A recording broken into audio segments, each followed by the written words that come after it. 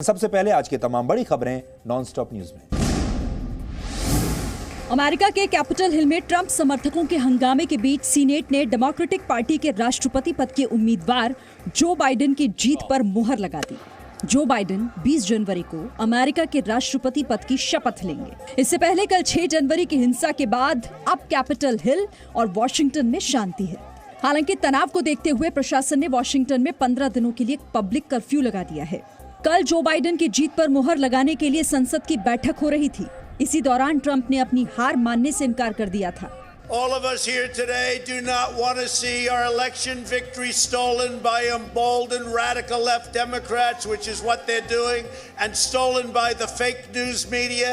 That's what they've done and what they're doing. We will never give up. We will never concede. It doesn't happen. You don't concede when there's theft involved. Our country has had enough. We will not take it anymore, and that's what this is all about. Trump के समर्थकों ने speaker की कुर्सी पर कब्जा कर लिया और तोड़फोड़ की। समर्थकों ने गोलियां भी चलाईं, जिसके बाद पुलिस ने जवाबी फायरिंग की, जिसमें 4 लोगों की मौत हो गई। पुलिस ने हिंसा के आरोप में 52 से ज्यादा लोगों को गिरफ्तार किया है। अमेरिका के निर्वाचित राष्ट्रपति जो बाइडेन ने कैपिटल हिल में हिंसा की आलोचना की। जो बाइडेन हिंसा के लिए ट्रंप को जिम्मेदार ठहराते हुए उन्होंने कहा कि हिंसा अमेरिका के असली जज्बे के खिलाफ है। At this hour, our democracy is under unprecedented assault. Let me be very clear. The scenes of chaos at the Capitol do not reflect a true America, do not represent who we are. अमेरिकी संसद में हंगामे के बाद राष्ट्रपति Donald Trump 20 जनवरी को Joe Biden को सत्ता सौंपने के लिए तैयार हो गए हैं। ट्रंप ने अपने समर्थकों से कहा कि आपके दर्द को समझता हूं, लेकिन शांति जरूरी है। I know your pain. I know you're hurt. We had an election that was stolen from us. It was a landslide election, and everyone knows it. अमेरिकी संसद में हिंसा की दुनिया के कई देशों ने कड़ी निंदा की। प्रधानमंत्री नरेंद्र मोदी ने भी चिंता जताई। प्रधानमंत्री ने कहा, वॉशिंगटन डीसी में दंगा और हिंसा की खबर से परेशान हूं। सत्ता का शांतिपूर्ण और व्यवस्थित हस्तांतरण होना चाहिए। लोकतांत्रिक प्रक्रिया गैर कानूनी प्रदर्शन से नहीं रुकनी चाहिए। ब्रिटेन के प्रधानमंत्री बोरिस जॉनसन और फ्रांस के राष्ट्रपति इमैनुअल मैक्रो ने भी हिंसा की निंदा की। मैक्रो ने कहा, वैध चुनाव के नतीजों को पलटने के लिए हथियार उठाने से एक व्यक्ति एक वोट का सिद्धांत कमजोर पड़ा है। वहीं चीन ने अमेरिका पर तीखी टिप्पणी की। चीन के सरकारी अखबार ग्लोबल टाइम्स ने हांगकांग का जिक्र करके लिखा, दुनिया में लोकतंत्र और स्वतंत्रता के नाम पर अव्यवस्था फैलाने के बाद अमेरिका को आखिर अपने कर्मों का फल मिल रहा है। वहीं जापान में डोनाल्ड ट्रंप के समर्थन में प्रदर्शन हुआ। टोक्यो में ट्रंप समर्थकों ने प्रदर्शन करके कहा, ट्रंप को धोखे से हराया गया। किसान नेताओं और सरकार के बीच कल दोपहर 2 बजे 8वें दौर की बातचीत होगी।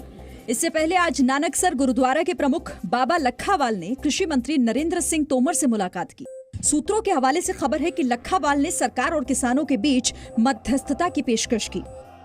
मसला तब हल होता है जब दोनों तरफ से कोई न कोई तरफ से आगे कदम बढ़ाए, और इसीलिए हम बीच आकर यही सोच रहे हैं कि कोई ना कोई इनकी जो बातचीत चलती रहे।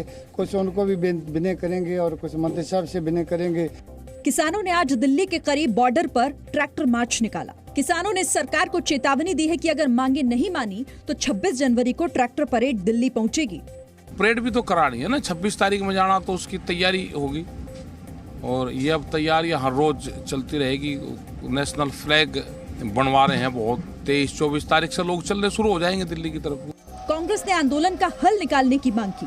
हार्ड कपकपाती सर्दी के अंदर हमारे किसान भाई बैठे हैं, आज ट्रैक्टर यात्रा कर रहे हैं, पर प्रधानमंत्री के मुंह से एक शब्द भी नहीं निकलता।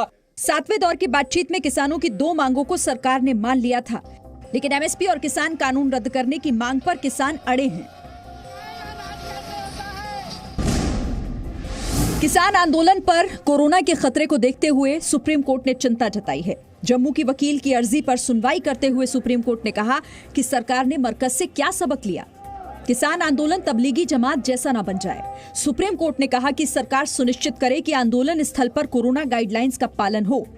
सरकार तो किसानों के साथ है, बार बार सीना ठोक के कह रही है और मजबूती के साथ कह रही है। कांग्रेस किसके साथ है? कांग्रेस दरअसल इस एजिटेशन को जनता के लिए इरिटेशन बनाने की कोशिश कर रही है, और कोई भी एजिटेशन अगर जनता के लिए इरिटेशन बनता है तो अपने जो मूल उद्देश्य है उससे भटक जाता है। विपक्ष ने कहा कि सुप्रीम कोर्ट को सरकार के मंत्रियों और नेताओं की रैलियों का भी संज्ञान लेना चाहिए कि वहां कोरोना गाइडलाइंस का पालन हो रहा है या नहीं। सुप्रीम कोर्ट को इस बात को देखना चाहिए, सो मोटो देखना चाहिए कि एक तरफ से सरकार के मंत्री और केंद्र के मंत्री जनसभा कर रहे हैं, रैली कर रहे हैं, और अगर दूसरे विपक्ष कर रहा है तो उस पर ऑब्जेक्शन किस बात का। पूरे देश में कल कोरोना वैक्सीनेशन का ड्राई रन होगा। यूपी, हरियाणा और अरुणाचल को छोड़कर देश के हर जिले में कल वैक्सीनेशन अभियान का रिहर्सल होगा। स्वास्थ्य मंत्री हर्षवर्धन ने आज राज्यों के स्वास्थ्य मंत्रियों के साथ इसकी समीक्षा की। हर्षवर्धन ने वैक्सीन पर अफवाहों से बचने की अपील भी की। बहुत तरह की मिस इन्फॉर्मेशंस, अफवाहें, गलत तरीके से हमारी जो सारी चीज़ों को प्रचार करने का भी एक प्रकार से दुष्प्रयास सारे देश में चल रहा है। कोई भी मिस इन्फॉर्मेशन कैंपेन किसी भी कीमत पर सफल नहीं होना चाहिए। वैक्सीनेशन का ड्राई रन देखने स्वास्थ्य मंत्री कल तमिलनाडु में रहेंगे। देश में 2 वैक्सीन कोविशील्ड और कोवैक्सीन को मंजूरी मिल चुकी है। देश में वैक्सीन का सेंट्रल हब पुणे होगा, जहां से पूरे देश में हवाई जहाजों से वैक्सीन पहुंचाई जाएगी। कोरोना वैक्सीनेशन 13 जनवरी के बाद किसी भी वक्त शुरू हो सकता है।